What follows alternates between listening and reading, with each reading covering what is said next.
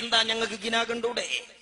വിശുദ്ധ ഹറമിലെ പ്രസിദ്ധനായ പണ്ഡിതൻ Sayyid Muhammad Alawi Maliki Mecca SYSന്റെ ഗോൾഡൻ ജൂബിലി സമ്മേളനത്തിലേക്ക് അദ്ദേഹം ക്ഷണിക്കപ്പെടുമ്പോൾ കാന്തപുരം ഉസ്താദിനോട് പറഞ്ഞത്, ഞാൻ അള്ളാന്റെ ഹബീബിന്റെ നിർദ്ദേശമില്ലാതെ ഹറമിന്റെ പുറത്തു പോകാറില്ല, അതുകൊണ്ട് കുറച്ച് കഴിഞ്ഞിട്ട് മറുപടി പറയാമെന്ന സയ്യിദ് മുഹമ്മദ് അലവി മാലിക്കി പച്ചയായി പണ്ഡിത സമൂഹത്തിന്റെ മുമ്പിൽ തുറന്നു പറഞ്ഞ കാര്യമല്ലേ ഇത്?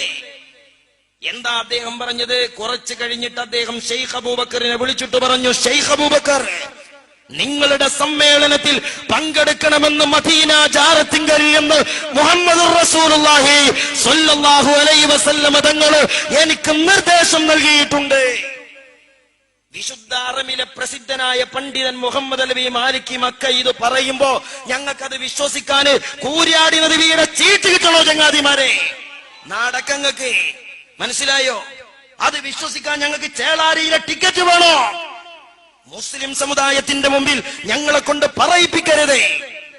മുസ്ലിം സമുദായത്തിലെ ആത്മീയ പണ്ഡിതന്മാരെ കുതിരയേറുന്നതിന് കയ്യും കണക്കും വേണം. കേറിക്കോളിയും കാലകി കാരണം. അതേ ഞങ്ങൾക്ക് പറയാനുള്ളൂ. എന്തിനൊരു പരിധി വേണം.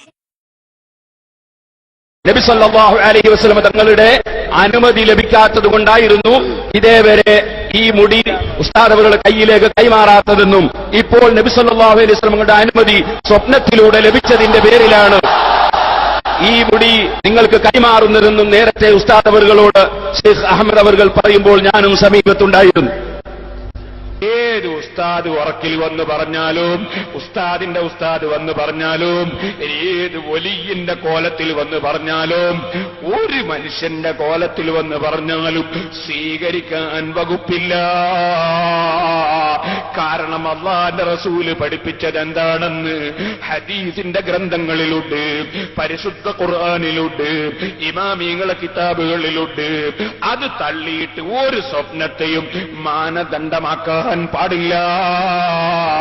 അത് ശൈത്താനിന്റെ കുതന്ത്രമാണ് കേട്ടോ.